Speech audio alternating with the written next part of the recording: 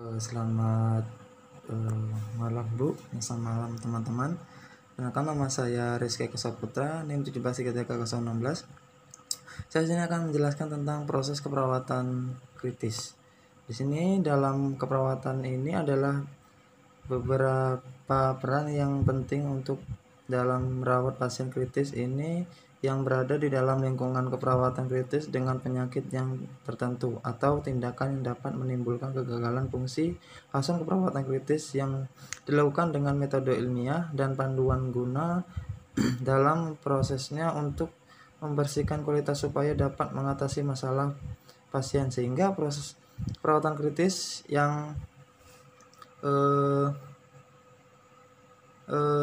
ilmiah panduan guna dalam prosesnya untuk memberikan kualitas supaya dapat mengatasi masalah pasien, sehingga proses perawatan kritis yang berupa pengkajian, diagnosa, rencana tindakan, implementasi, dan evaluasi sebagai akhir dari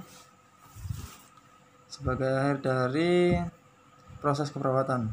Beberapa ACCN yang membuat dalam standar untuk proses keperawatan kritikal, yaitu yang pertama, hasil dari asuhan keperawatan harus dapat dievaluasi secara terus-menerus. Yang kedua, identifikasi masalah pasien dalam prioritas. Yang ketiga, yang harus didasarkan pada data yang untuk dikumpul. Yang keempat, rencana dalam asuhan keperawatan. Yang rencana ASKEP harus didapatkan dilaksanakan sesuai dengan prioritas hasil dari mengidentifikasi masalah atau kebutuhan.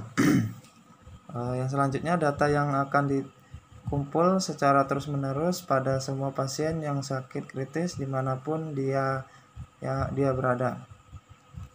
Dari pengkajian pada proses ini adalah keperawatan kritis yang kemungkinan perawat harus dapat mengidentifikasi perubahan dengan cepat dan dapat melakukan tindakan secepat-cepatnya mungkin dan dapat melakukan asuhan keperawatan, yaitu pertama, pengkajian awal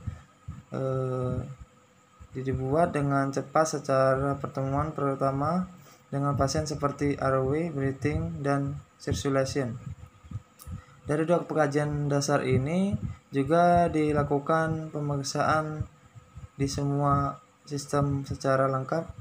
Dan yang ketiga, pengkajian terus-menerus. Di dalam pengkajian ini dapat diulang terus-menerus ditemukan pada status perubahan pasien. Nah, di sini saya sudah selesai. Kalau ada kata-kata yang salah, saya mohon maaf. Selamat malam.